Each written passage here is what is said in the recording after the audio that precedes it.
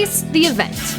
From brand ambassadors and event staffers to magicians and presenters, it's the one and only podcast to introduce the faces in and around the trade show and events industry. And here's our host, Scott Tokar.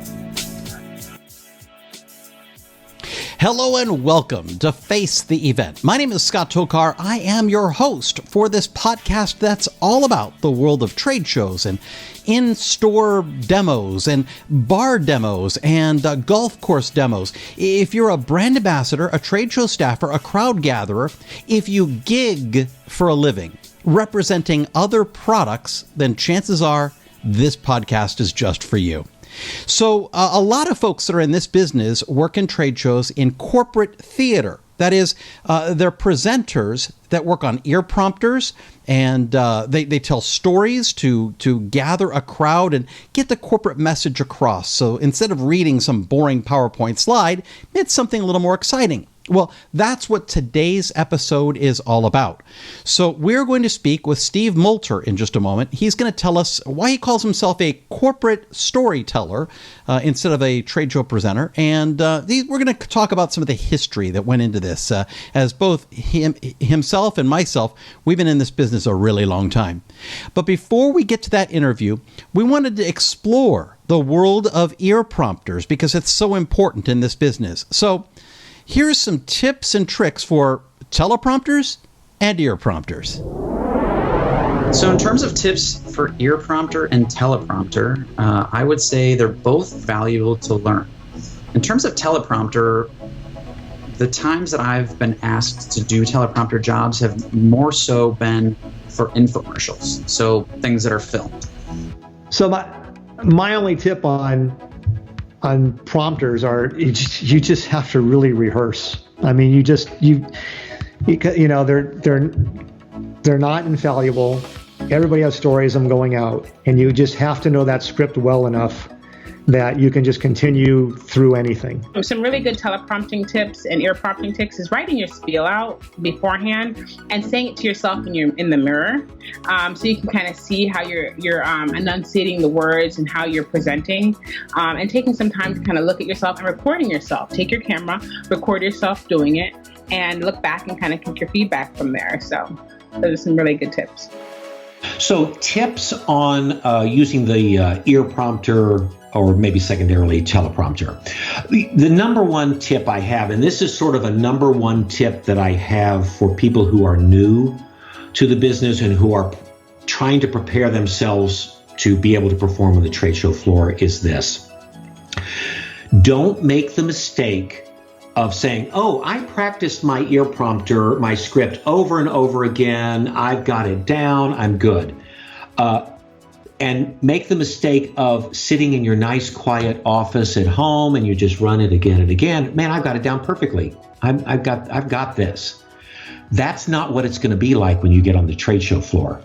You may literally, right across from you, have a booth that has set up a DJ who's cranking music where it shakes your bones. Right next to you over here is another presentation, and then over on the other side of you is Scott doing his magic act, and it's wonderful, but it's literally like a 3-ring circus around you, right?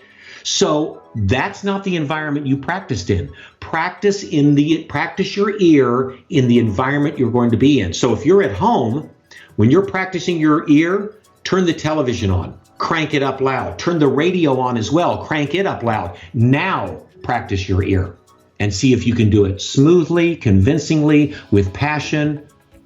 That's the way you practice. You know, of course, everybody does their own recordings, or at least I do. You know, so I will, you know, just listen to that recording 100 times, reading along with it until I just know that script forwards and backwards. I almost feel like, you know, for the first couple of shows, it's nice to have. After that, it's like you almost shouldn't even need it anymore. Ear prompters and teleprompters. Another great tip is to constantly practice makes perfect with this. But it's important to become a good ad-libber. It's important to improvise and be comfortable with it and get used to things going wrong, because things go wrong. one tip when you're doing MC work is to be okay with laughing at yourself. If you mess up, if you say something silly, go with it. Laugh about it. It's not a big deal. Make sure you try to have the names right of the people that you're introducing. that you pronounce them right and you know who's coming up next. We want to thank Philip Victor, Rick Gerber, Sasha Love Higgins, Larry Wyatt, Sara Konecky, and Shannon Dade for their tips on ear prompters. All right, so if you're a brand ambassador, if you're in the business of working trade shows as a badge scanner or event staffer, and you're thinking that you want to increase your earning potential, one of the best ways you can do this is to become a corporate presenter, a theater presenter on a trade show floor or at a corporate meeting. The first step to this path is to make sure that you're ear prompter proficient, and that's what we talked about earlier in this broadcast. But we wanted to talk with a real expert about corporate storytelling, telling us how to make a living as a corporate presenter. And really, it all starts with theater, with the ability to present comfortably, convincingly, and understanding how to project your voice and those kind of things. Well, Steve Multer is an expert as a corporate storyteller and corporate presenter. He's going to tell us about how he got into this business of trade show theater through the fact that he was doing community theater and Broadway shows. He was brought in by a mutual friend, Elaine Cohen of Live Marketing. So we're going to look way back into the dot-com boom and the fact that there was a lot of theater presentations going on back then, and that's where a lot of folks got their start, right at the beginning of all of this. We're going to talk about what to do when there's multiple presentations facing each other on a big trade show floor and it gets really noisy. And speaking of noisy, we're going to talk about my nemesis from Live Marketing. That was their STOMP promotion. STOMP was a theater dance presentation thing where they'd bang on trash can lids and stuff. I'm telling you what, it was the noisiest thing I've ever seen on a trade show floor. We'll talk about how to handle that loud noise for your ear prompter and for your presentations. We're going to be discovering what 2019 was like, why 2020 really sucks with this COVID thing, and what the future 2021 might look like mid-COVID or post-COVID. And then we're going to be discovering why people have Zoom fatigue today and why live events and these kind of theater settings are really, really important. And believe it or not, Steve is the first person in the history of this podcast to bring something up like Ted Kaczynski. He works that into the conversation. Can you believe it? You're just going to have to listen to figure out why in the world would he even bring up someone like that. Well, you'll discover right here as we talk with Steve Multer. All right, so we have with us today Steve Multer. Hey, Steve, welcome to Face the Event. Thank you so much, Scott. It's great to be with you. Well, you know, there are people that I have on this podcast that have been in the business for a really long time, that have great stories, and that we already have a great, working relationship with. And Steve is one of those people. There's a lot of history here. So you're going to learn a little bit about the world of trade shows and presenting and things like that. You like to call yourself a corporate storyteller, though, don't you? I do. It's interesting. I used to think of myself primarily as a speaker, as a presenter on behalf of organizations. And I think after enough time in the industry and representing enough brands, I started to realize that our job is really not to speak on behalf of them. It's to reveal what's at the beating heart of that organization. Who do they feel that they are? How do they see themselves within the industry? And what is it that they really deliver to the marketplace on a more personal and human level that goes beyond the product? And as soon as I started to focus on that for my clients, I think it really took me in a different direction. It made me look at them differently, at the audience differently, and at the way we tell our story differently, even if that story is still based in product or statistics or data. It just has to go deeper. And that's why I try to call myself a corporate storyteller instead of a presenter. So one of my favorite questions to ask, especially of the folks that have been in the business for a long time, do you remember your first trade show? Do you remember how you got into this environment?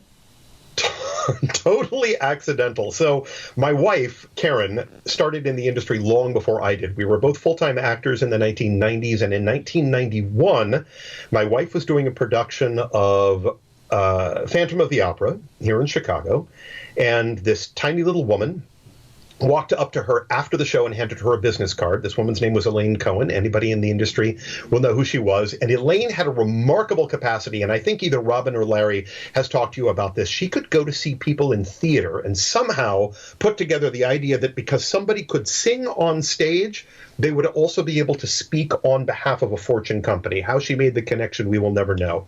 But Karen had done it part-time, 2, maybe 3 events per year up through the mid-90s. And after she and I got together, I thought, maybe I should give this a try. And then finally I was picked up by an organization that no longer exists. And I did my first show for Tivoli, which was maybe 3 months after IBM had purchased Tivoli. And like everybody else in the mid to late 1990s, everybody was an overnight multimillionaire. They couldn't spend money quickly enough. We remember these heady days of the trade show industry when you'd go to dinner and your client would drop 15 bottles of Opus One on the table and money was no object. So I did my very first trade show for Tivoli. We had an amazing time. I would climb inside a computer chip and go walking around inside the chip, and then I would emerge from the side and be live. And we had an absolute ball, and I worked with Mark Brink, who, for those of you in the industry, remember Mark, one of the great hearts and talents of this industry, who we lost way too early. But it was one of the most fun times I ever had. I never knew the industry existed, and I said, well, I want to do a whole lot more of this. This is cool. So, here's some history for you. Before Tivoli was purchased by IBM, they were a customer of my company, Corporate Effects. Hey!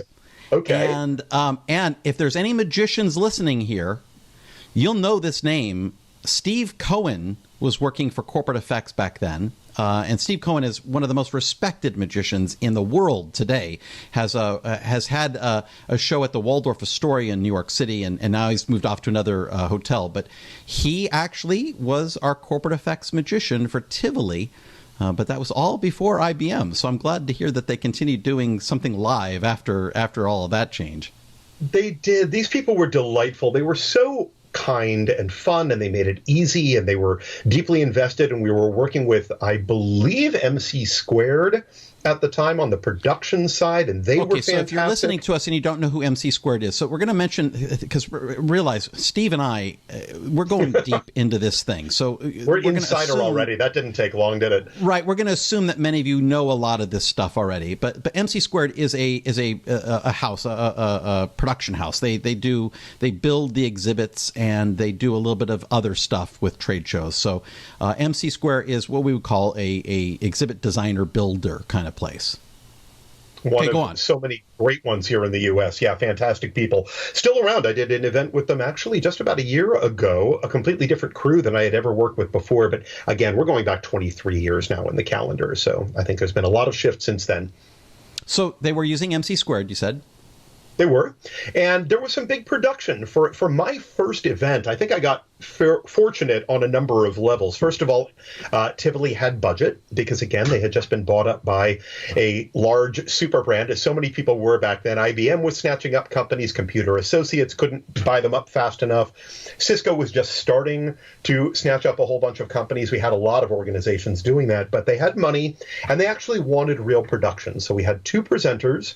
We had a director, we had the live component, we had the video component of me crawling around, as I said, inside the computer chip. It was a gigantic stage. We had stadium seating that probably held 120 people, which on a trade show floor by today's standards we don't see anymore. But Scott, you remember back to the 1990s, it was not uncommon to have 300 or 400 people seated. Or standing. Yes, I remember that. For Sun Microsystems, the doors would open and we couldn't start quick enough because the seats were filled. It's pretty amazing, right? It feels very, very different from the more realistic, practical world we're operating in today, or at least we're operating in up until March of this year. Yeah, so again, if you're listening to this back in time, I hope that you're listening to this like 2 years from the time we did this. And you're going, what are they talking about? Yeah, there was this terrible thing called COVID that shut down the entire industry. But that would sound like a lot of production there. And Elaine Cohen really was a superstar in this business. She really, what she had done for our industry, there were maybe some micro-encabulator kind of speaker people that would stand in front of a PowerPoint slide, but she brought entertainment to this. She brought some Broadway flair, and that's what she saw in you. You were doing such a great job, or your wife was doing such a great job in Phantom, that she was really a theater geek and brought all of that there. What kind of productions did you work on with Live? Wow. It's interesting you bring up the theatrical element. Yes, and that very much was at Elaine's core and is to this day. So she sold live marketing a number of years ago to Ann Trumpeter, and today Elaine is a Broadway producer. She puts money into Broadway shows, and she tracks shows from their infancy and eventually gets them into New York, and she's remarkable and remains so to this day, and deeply, deeply invested in theater. And here in Chicago, she's one of the big supporters of Porchlight Music Theater, which is a great organization. But in terms of the productions that we did, when we think back to what the 90s and even into the early 2000s we got to do, I remember doing How to Succeed in Flooring Without Really Trying for a Scandinavian company called Norske Skog, where we were doing we were literally dancing around with mops and brooms, showing how easy it was to clean floors while singing and dancing. My wife, Karen, who I mentioned before, she and I did a similar type of thing for Sprint, where she would play 3 or 4 different roles. She would play my boss, and then the regional sales rep, and then the installer, all coming to talk to me about why Sprint capabilities were so wonderful, and I was the Sprint representative. Again, singing, dancing. We did big production numbers. Nokia used to do large production numbers. We had so much fun, and when you look back on them, they were ridiculous. They were great, and they would get great crowds. But I always wondered, is this actually converting to business? And clearly the metrics at the time showed that, yes, if you got enough eyeballs on these big musical performances, you would increase your opportunities to create business. By today's standards, it seems so quaint and wonderful and distant. And I'm glad to do it, but I'm also glad that we're not doing it anymore. Well, now, live marketing, the things that I remember live marketing doing, there was always almost like a package deal. Like you could take whatever was really cool at the moment, like Who Wants to Be a Millionaire, or you could take STOMP. STOMP was my nemesis. So she had... So I doing my magic on the trade show floor, especially back in those days, I could get really loud, and you certainly knew that I was cutting a lady in half in the booth. It was a big production on my part too, with music and everything else, and I kind of had a reputation, especially back then, of being a loud guy. But oh my goodness, the live marketing stomp thing with banging trash can lids and slamming doors, it was so impressive. It got a huge crowd because of the noise it made, but that was louder than me. Trying to compete with that. I remember 1997 or 98, ATI had come out with a new gaming platform. And there was a rave happening across. I was working for Xerox, doing my own big production thing, but there was a rave happening literally 3 times an hour, 2 times an hour, I can't remember. But there was a wall that stood probably 40 feet high that was all made out of metal. And the presenters, one dressed up as the Cat in the Hat, and the other one dressed up in some crazy dance outfit, would be hosting an entire rave directly across the hall. And I don't know whether it was competition or if it just drew so many people into that particular area that everybody won. I guess if the attendees were having a great time and staying on the show floor instead of going somewhere else, we'd label that a win. Yeah, as preposterous as this stuff sounds, you're like, well, it really is about gaining enough eyeballs. And then the seriousness of it all is that in the midst of the fun that they're having, you are also delivering some product highlights and some features and benefits and things like this. So it does get heard.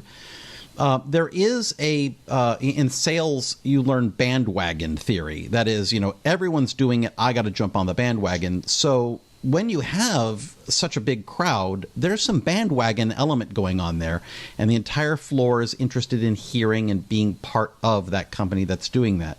It still goes on a little bit to this day, but it is quieter than it was back in the .com 90s there.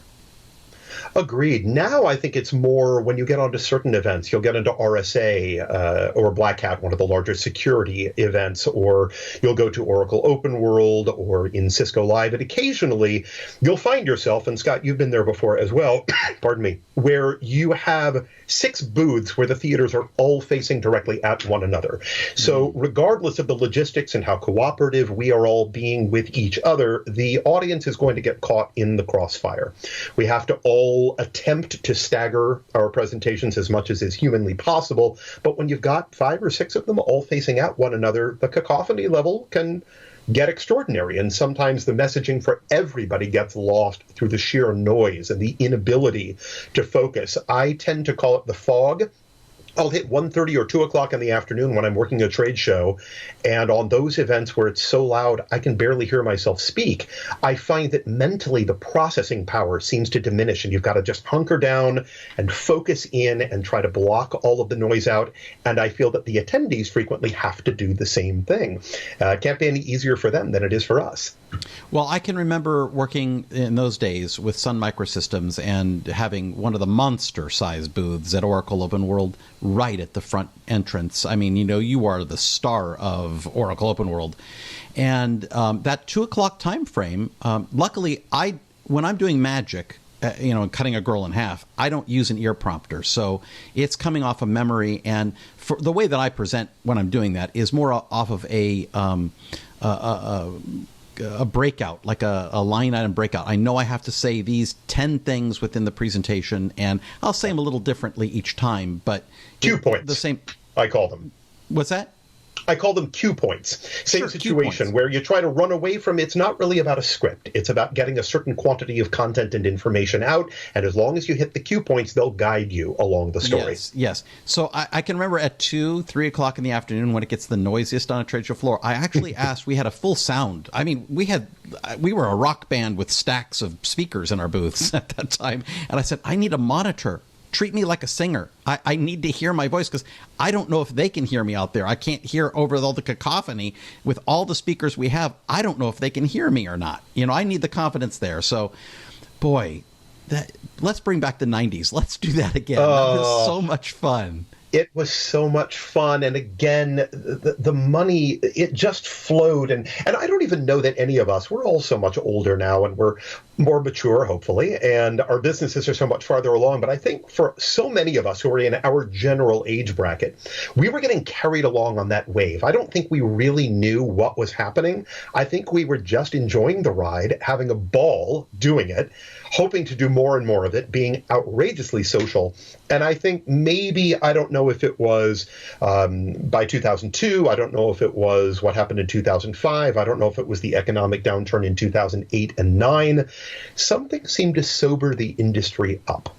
And I think we're much more realistic now. I think our targeted spend is far more practical than it ever was. I think we're seeing better metrics out of that spend and in terms of the way we communicate with our audiences. But it is definitely a bit more sedate. Yes, it is. So obviously the sound became an issue. In fact, I wrote an article in Exhibitor magazine about the fact that we were having sound wars and what was the right way to handle those kind of things. I don't really get in sound wars anymore. That's not something that we're doing. We're certainly a little bit more careful. And this, if you're listening to this and thinking, how does this apply to me? I'm a booth staffer. I'm a crowd gatherer. This is where the booth staffers and crowd gatherers really, really help us as presenters, because we can't use the sound to grab that audience as much anymore. We need, folks that can help gather the crowd and help seat them now. So I'm sure you do that as well with your speaking. Am I right? You are right, but what you just said and what's been covered many times in the podcast already from your other guests is there is no more valuable or difficult or highly skilled job than the ambassadors and the crowd gatherers that work those aisles. It is an incredibly challenging position. The people working in this industry today who have survived and worked all the way along, they are spectacular at what they do, and they make our jobs so much easier. Yes, we can do it ourselves. If you are working with a client whose budget is particularly tight and they don't believe in it, or they say, no, we'll just have our own people do it, which is a disastrous thing. When you hear that, immediately the eyeballs roll into the back of the head and you think, oh boy, here we go. But when we have them out there in the aisles, they make our jobs miles easier. The crowds are consistently larger, and it's not that we can't do it, but it's not our area of specialty.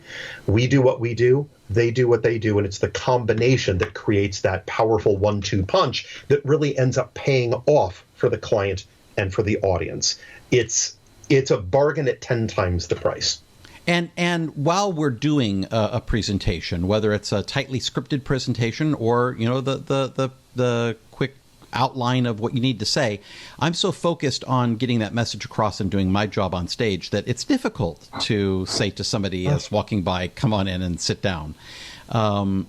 I think when I'm doing aisle view magic, you know, cards, coins, sleight of hand, it's a little bit more conversive in that way where I can kind of get away with stopping somebody else that's walking by. But in a really tightly, you know, a theater, what I call a theater presentation where they have seats, boy, I absolutely positively need that brand ambassador, crowd gatherer, staffer, badge scanner person to help me out. So true. We are you know, mid-COVID here. Things were different in 2019. By the way, 2019 was such a good year too. I mean, I can look back and think that, boy, we had it made in the .com era, but 2019 was one of the very best years we had at Corporate Effects ever. I'm assuming it was the same with you. It was. We had seen such consistent increases over 2015, 16, 17, 18, 19, and 2020 started out magnificently. It looked like it was just going to be the freight train continuing to drive ahead. We had been making intelligent choices within the industry, and we had a gigantic book going into COVID up until the fun time began. Yeah. Well, I mean, you're right. It started out great. I mean, we started off that year, this year. Boy, it feels like it's so much longer.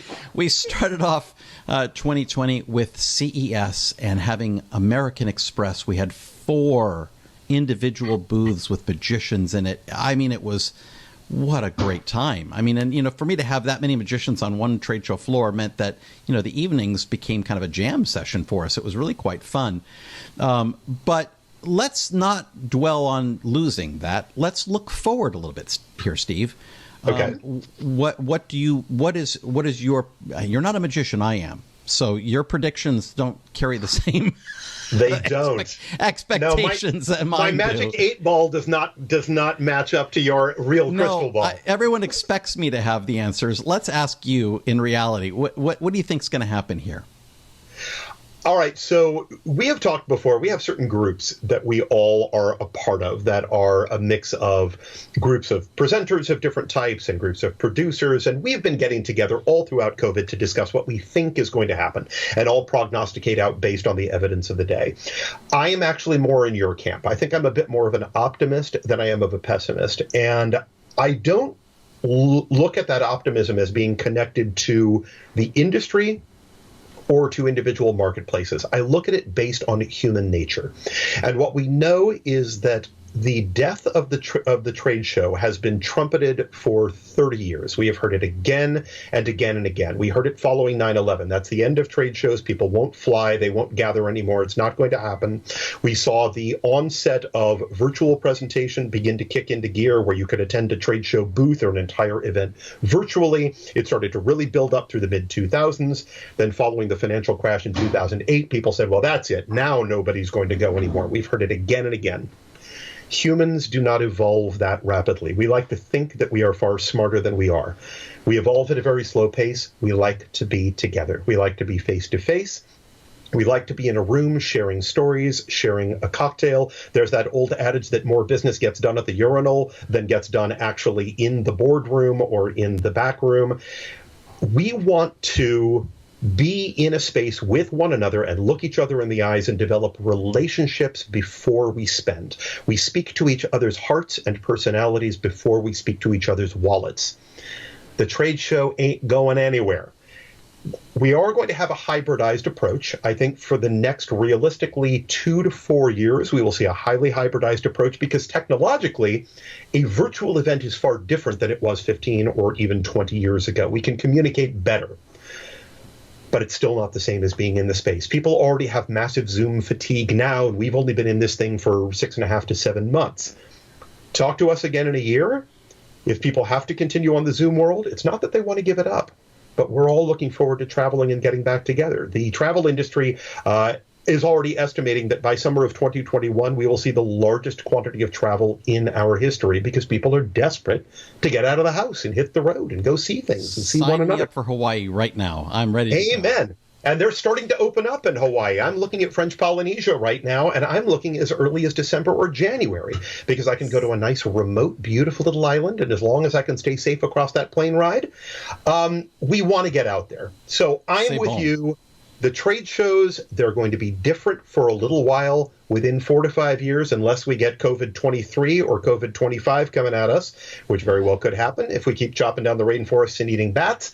Barring what we don't know at this point, the trade show is alive and well and thriving, and people are out there making great things happen. It's coming back. So what's interesting about this is, and I started to think this as you started to say this, is yes, obviously, since the very beginning that I got into trade shows, back in 1992 is when I went 100% fully into trade shows from just being a magician that did cruise ships and restaurants and private parties and that kind of thing. I focused 100% since 1992 on trade shows, and I've defended trade shows the same way in saying that this is, as this virtual stuff comes up and as they say that's the death of trade shows and all this. Here's what's interesting.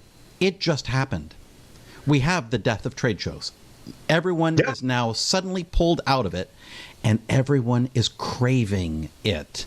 Everyone cannot wait to get back and taste the sweetness that is interacting with their customers, with their friends, being in that live environment. And there's a level of focus, too, that you have when you're pulled away from the office and you're in that environment for, 3 days, eating, breathing, drinking, SAP or Oracle or healthcare information management. It's there. And the other thing that's really good about our industry, Steve, is that we're not intellectual property to the company that's hiring us. We are a hired outside outsourced thing. So as tragic as it would be that we might get sick or not be able to make the event, it's not going to hurt their bottom line to the point of losing a C-level executive to several months off because they caught COVID, or terrible, even worse, that they should lose them permanently through COVID. They know we can unfortunately be replaced, but at the same time, there's a comfort level and a need out there. So as we're coming back from this tragedy, from this pandemic, that's the worst word I can think of is pandemic. I think that they're going to need us greatly in order to explain the features and benefits of their product in a way that's clear, concise, that's timed, that's doing all of these things. So, yeah, this is where my optimism pops in. I agree. I agree with everything you just said. That's a really interesting perspective from the intellectual property side that I hadn't considered before. I think that's very wise. But yeah, this all goes to human nature before it goes to business practicality. We can come up with 1,000 reasons why a company will choose not to go to an event, choose to pull back their investment, choose to not take the risk, or at least minimize the risk as much as possible, rely on the technology, and that's all very real, and it does need to be considered. But human nature goes above it all. We are all people first before we are business people, before we are companies. And people like to be with other people. We're a social species. Every now and then you get a J.D. Salinger or a Ted Kaczynski, but most of us, we want to get out there and be with one another. It's what we prefer. It's not only how we want to live our lives, it's also the way we want to conduct our businesses. Steve, as a corporate storyteller, it's so fun that you brought in eating bats, the depletion of the rainforest, Ted Kaczynski, all Gotta into make it this personal, interview. baby. All right, I wanted to give you lots to play with. let's point this. We could talk for another hour on this, but I don't want to keep everyone on the podcast going, what? I need to finish this drive. I'm listening to this getting to work, and now I'm sitting in the driveway listening to what this. What are they going to say next? Exactly. Who else will they bring up? So, Steve, you're a corporate storyteller. You've been doing a whole lot of video and virtual things as well during this COVID. Why don't we give you just the floor here for a moment to explain what you do and how to get a hold of you if they're interested in connecting with a corporate storyteller? Well, thank you for that opportunity. So, Steve Multer Corporate Storytelling, the reason the entire organization exists and the reason that we do what it is that we do, it's all about discovering the passion within the story that a company has to tell, digging deeper than the product, going past the product to figure out what's at the beating heart of the organization. So what I always say is that Steve Multer Corporate Storytelling connects Fortune and global brands with their worldwide customers and partners. How do you create that connection? And that connection is based on humanity. It's not based on a product. A product comes second. The human being comes first, and that is where we create those relationships. So I help people do that in a number of ways. Trade shows are certainly one of them. Event hosting, which I do a great deal of, video production, direct storytelling, anything that reaches from a company out to the customer, the partner, or the analyst. That's where this organization lives. And I work with companies across the spectrum, from the very largest down to the most cutting-edge startup. So how do we get in touch with you? Do you want people following you on social media or go to your website? How do we connect? Heck yeah, any of it and all of it. So once you have Steve Multer lodged in your brain, that is exactly how you'll find me wherever you go. On Twitter, it's at Steve Multer. On LinkedIn, it's at Steve Multer. It's stevemulter.com is the name of the website. My email address, steve@stevemulter. It all just tracks across. So once you know the name, I'm pretty easy to spot. And yes, I love to connect with people on any level, any platform, whatever you like best. I'm out there to meet you there. Well, we will definitely put some links into the show notes. So if you're listening to us on Apple, iTunes, or Spotify or Stitcher, look in those show notes and click on those, and you'll get some links right there to Steve's social media as well as his website. Steve, thank you so much for spending some time with us today. It has been such a pleasure. Like you said, we could do this for days, and there's really nothing like getting together with not only a compatriot within the industry, but also somebody who has that history where you can do those deep stories. We don't want to leave anybody out, but it's an awful lot of fun. Well, thank you again, Steve. We look forward to hearing from you sometime soon again. Very cool. Thank you, Scott. Well, we want to thank Steve Multer for sharing with us the tips and tricks on how to become a corporate storyteller and a corporate presenter. Well, it's that time of Face the Event podcast where we have a face palm. Now, a face palm is that embarrassing moment where you just slap yourself upside the head in disbelief of what you've just done, what you've seen somebody else do, or a story that maybe you share when you're out on the trade show floor or out on an event, a brand activation. These are those moments that just make you smile because they're true. Well, today, a really good friend of mine, you might have heard him on an earlier podcast, Chef Anton. He is a variety act. He does pool sharking on a trade show floor, and he does a little bit of magic as well. And he was working on a magic pool trick that ended up breaking the leg of the pool table and shattering the top of the table while, I don't know. You just listen to this. Chef Anton. So my moment, what were you thinking, Chef? Kind of moment. I developed a trick for America's Got Talent, where I was going to have a card selected at random, a pool ball selected at random. I would do this trick, and then allegedly I was going to find their card amongst a deck of cards, and the ball lands in a bag, and you think I'm going to pull it out, and the card's going to be attached to it, and it's not there. There's no card. I pull it, and I'm like, ta-da, and they're like, what? I go, no, I said, I told you the ball was going to find your card, and it did. And I'd set the ball on the table, and I'd take a sledgehammer, and I'd bash open the ball, and inside the ball would be a signed card from one of the judges. And so I had this whole thing worked up. Well, I decided I'd rep this thing out on a trade show floor. Just, it made perfect sense to me. And so the very first time I did it, placed the ball there, placed it on a little piece of chalk, and I hit it, and I hit so hard because I wasn't sure how much impact that this was going to take. that the sledgehammer went through the pool table and put a giant hole. No one noticed it but me. This giant hole, 'cause I just heard the slate just crack, and I was like, oh no. And I could feel the slate like crumbling, below the felt. So on top it looked fun. Well, the trick works and they open it. Now I've got to do 3 more days of a trade show with a hole that big in the middle of my pool table, and I'm figuring out how to hit balls around it and jump over this, this spot without, hurting anybody. To make matters worse, at that same trade show, I was telling the cleaning crew, guys, you got to be really careful with this pool table because it's compromised now. Well, they decided that this was a good time to sweep, to vacuum under it to get all of this debris out of there. So they moved the pool table and they snapped one of my legs off. And there's no way for me to, I propped the leg back under the pool table. So now I got a pool table that has a gaping hole in it with all the debris under it. And I've got a leg that is like on like a piece of gum sticking that thing. And I'm still trying to do my out of the mouth shot, which includes picking somebody up and sitting them on the table where the leg is broken. And I'm just waiting for this table to just collapse, which it didn't do. And I made it through the show, and the client had no idea that anything had happened. And a little tip to the pool table company, and I got my nice story, and nobody got hurt. So, lesson learned: don't bring a sledgehammer on a pool table unless it's not you.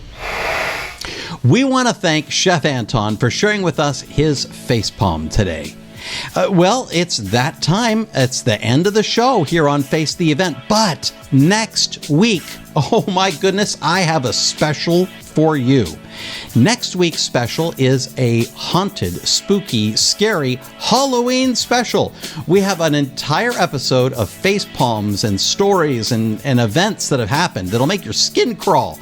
You're going to sit in horror wondering what in the world happened on that live activation. You're going to be laughing and in stitches when you hear the spooky, scary things that can happen out there in the real world. You don't want to miss next week's episode, and you know how to do that. Subscribe to Face the Event by subscribing on your Apple Podcasts, Stitcher, or Spotify. And, we give all this information out to you for free. I'm not asking for any money. You're learning how to become a live presenter and how to use an ear prompter right here on this podcast. So if you could do me a favor, rate and review as well as subscribe. By rating us the highest potential rating and giving us a nice review, it actually makes our podcast show up higher in the results on all of these services, and that means more people can find us. And we're not doing this for money. We're doing this just to share this information, and it's great to see it becoming a success as it is right now. So subscribe, and review. Next week, don't miss the Halloween special, and remember, never, ever, ever bring a sledgehammer to a pool game. See you next week.